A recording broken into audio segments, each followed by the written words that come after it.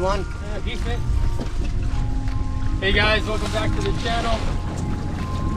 Oliver Nye here. Excited to have you join us for a very special tackle breakdown. You guys know I'm a jerkbait fanatic. Have been since I was a kid. And we got a special one here today. The Gancraft Rest 108. Hard cutting, dynamic jerkbait here. It's a nice little keeper to get us started. And we're gonna break it down for you guys today. I'm gonna show you guys the bait, how I work it, the entire system from the shock leader to the braid, why I wanna fish it that way, the rod and reel setup, and those hooks.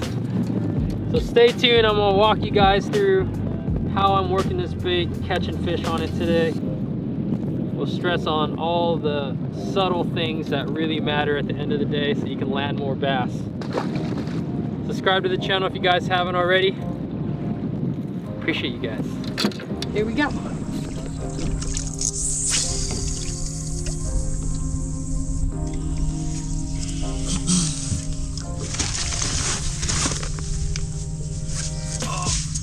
Yeah, buddy. On the jerkbait. Nice.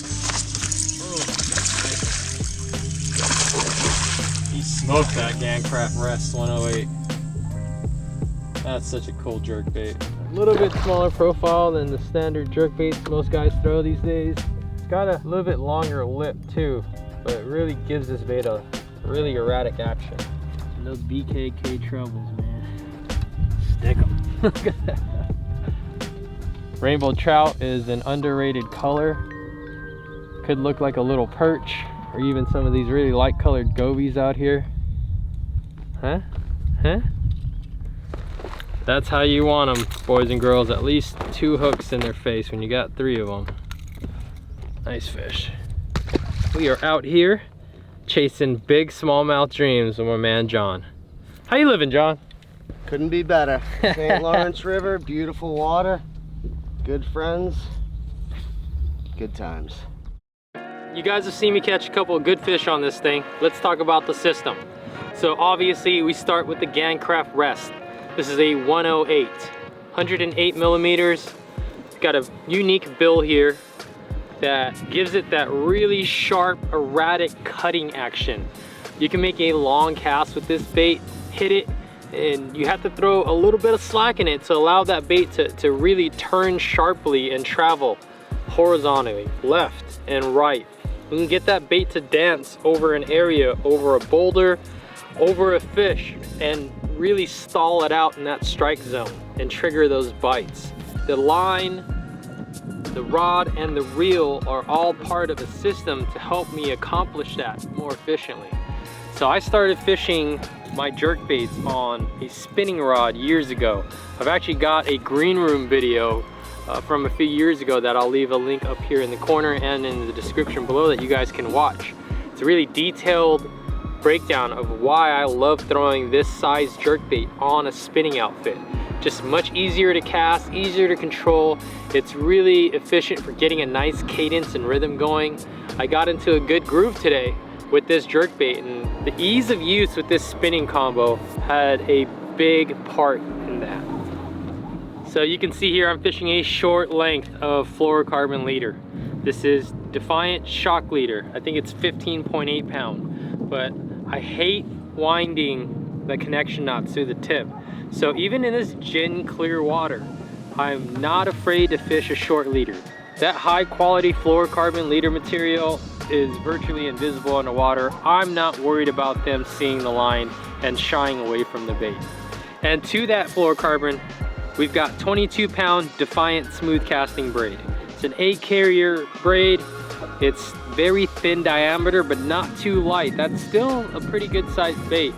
I want to be able to snap cast this thing into the wind at times and not be afraid of my braid popping on those snap casts.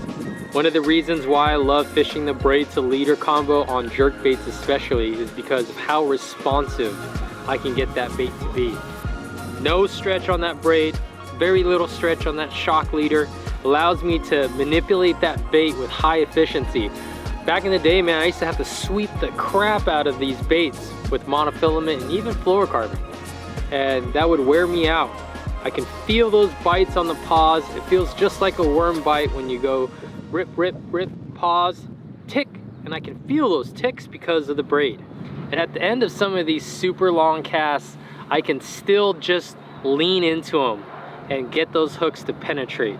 It's really pivotal in fishing efficiently, especially if you're throwing a jerkbait all day or all week or all season long like I am. It's just way more efficient.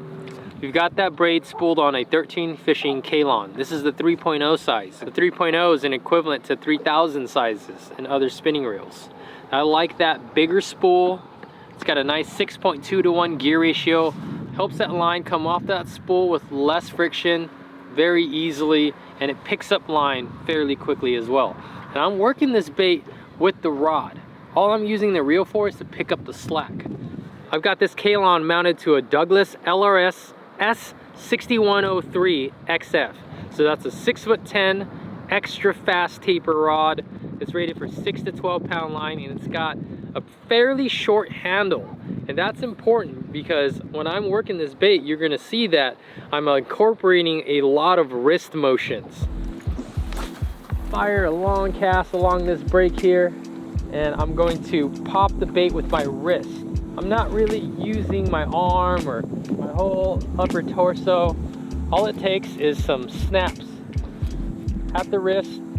That low stretch Defiant braid really transmits that energy to the end of that line, and you can get that bait to dart 2, 3, 4 feet sometimes at the end of a long cast. And best of all, those strikes, just like that on the paws, and that fish crushed it. My goodness, I love demonstration videos that go this way. He's not a giant, but I appreciate him. The system is proven. I've gone back and forth with the braid to fluoro to the straight fluoro 2 or 3 times over. Check that out. And he's got it good, guys. It's a little dink, but we were just trying to show you guys how I'm working this bait.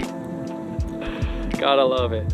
And another thing that's key are these BKK extra wide gap spear trebles. These things are super sticky. That inward curve is fantastic at helping deter those violent head shakes that dislodge your hook and your bait, create big bass nightmares instead of realizing big bass streams. You guys got to be careful with these little ones especially.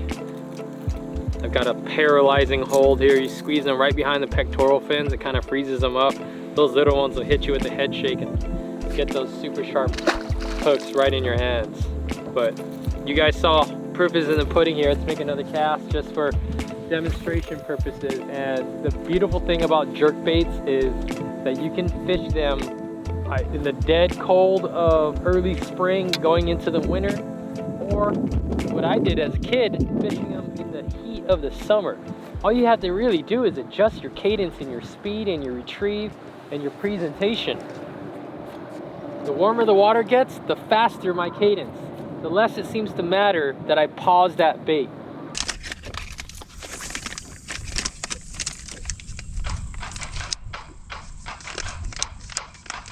Oh, yeah. Nice. On the Gancraft. Here it comes. It's gonna jump. I love a hard jerkbait when you've got a little bit of a ripple in the water. Oh, we got a follower. You got a bait ready? Yeah. Yep. You can double up on these fish too if you're ready with the bait. Ah, that's a beautiful sight. Clean, shallow water. Pretty unique experience catching these smallmouth up here. Look at that LRS. Nice bend. Oh, dude, he ate it head first. Head first. Oh, he had it in his mouth. He had it choked. These fish are so broad, they're hard to grab. That's what I traveled all the way from Long Beach, California from. It's all about the system, guys. It's a culmination of all the small details. From the hooks, to the bait, to the leader, to your main line, to the rod, to your reel. It all works together to produce hopefully some positive results. Oh, and a smallie following him.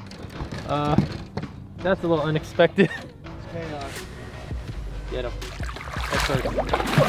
Come here. Yeah, that's a nice Bro, bite. it's a fatty, dude. Relax, Chief. Oh my God, look at that sucker. Dude, my jerkbait is gone. Dude, That is a bass fisherman's nightmare right there. My Gancraft is gone. Yeah, I can get it. How we gonna do this? I got it. Oliver just caught a giant pike, and that line is unfrayed. Not a nick, not a scratch. That bait nothing. was gone. That's that Defiant fluoro leader. Yep, shock leader. I got lucky there. We got it back. Thanks, buddy. Whew. My Gancraft That Rest. was cool. That Welcome- was welcome freaking back. Cool, man. Okay. Nice. Oh, it's a black one. Dark one. That is sick. Oh my gosh. This might be one of my new favorite jerkbaits, guys. Gancraft Rest 108. It is getting clobbered. Take a look at that rod. Just eating up all those little surges, keeping those BKK trebles in its face. Oh, look at that. Another tank. It's a thing of beauty, my friends. Look at those beautiful orange eyes on this fish. Notice the coloration of these bass. Kind of light. That's why I like that rainbow trout pattern, Gancraft Rest. A lot of these fish in this clear water will get really light in color. It matches the hatch quite well. Thanks, my friend. Appreciate you. You guys having fun yet? 'Cause I know I am. Let me show you guys one of the key things you're looking for with this system. I'm imparting action into this jerkbait by snapping my wrist pretty violently, to the point where you can actually hear that slack line slapping the line. You hear it, swat, swat. That means you've got enough slack at the beginning of your cast and enough slack as soon as you hit that bait. That's what gives that bait the ability to travel left and right without coming towards you. The more you can keep that bait away from you, dancing back and forth, the higher the percentage that thing's gonna get crushed before it gets to the boat. And one of the things that I cannot stress enough is to not set the hook on these fish. They hook themselves, guys. That LRS is my preferred rod because it's soft. It helps keep those sharp treble hooks pinned. You don't have to swing. Let the system work for you. Half the time you go to jerk the bait and the fish has already got it.